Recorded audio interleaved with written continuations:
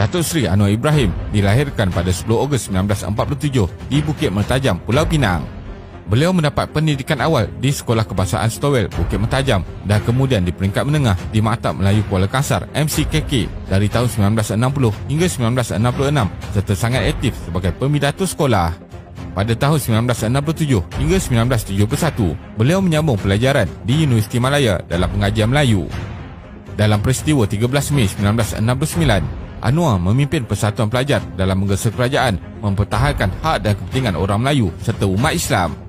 Pada tahun 1971, Anwar memulakan langkah gelombang baru dan menubuhkan Angkatan Belia Islam Malaysia (ABIM) bersama rakan-rakannya dari MCKK serta menjadi Presiden ABIM pada tahun 1972 hingga 1982. Beliau juga turut menubuhkan Yayasan Anda yang berperanan memberikan peluang kedua kepada pelajar tercicir.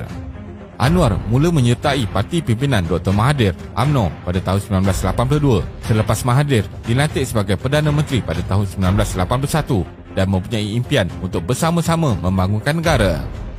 Semasa bersama UMNO, Anwar telah memegang beberapa portfolio penting seperti Menteri Kebudayaan, Belia dan Sukan, Menteri Pertanian dan Menteri Pendidikan serta berperanan dalam beberapa idea bernas untuk negara seperti penubuhan Bank Islam.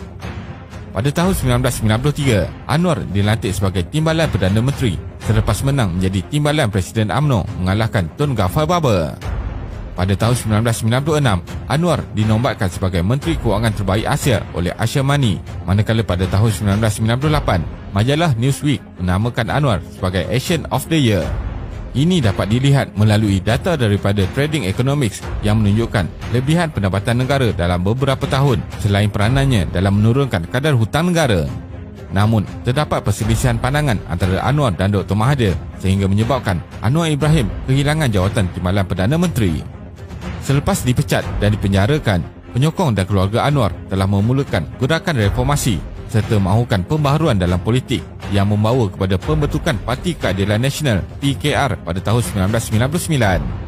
Sejak dari situ, Anwar telah memimpin PKR dan membentuk beberapa gabungan parti politik semasa pilihan raya seperti Pakatan Rakyat dan Pakatan Harapan yang terkini. Dapat dilihat perjalanan politik Anwar dari awal yang lantang dan tegas memberi pengalaman tidak ternilai sehingga kan boleh tersenarai sebagai antara 500 individu Muslim berpengaruh di dunia serta tokoh paling berpengaruh. Selain itu, Anwar juga mempunyai pengaruh yang besar dengan pemimpin luar dari Eropah maupun Timur Tengah. Walaupun pada PRU 14 yang lepas dimenangi PH, namun langkah Sheraton telah menggagalkan Anwar Ibrahim sekali lagi dalam memegang jawatan Perdana Menteri. Kriteria penting calon dalam PRU 15 kali ini. Calon-calon yang diperlukan dalam PRU 15 ini haruslah daripada mereka yang mempunyai integriti tinggi kerana inilah yang dimahukan oleh pengundi dalam situasi politik dan ekonomi yang mencabar hari ini.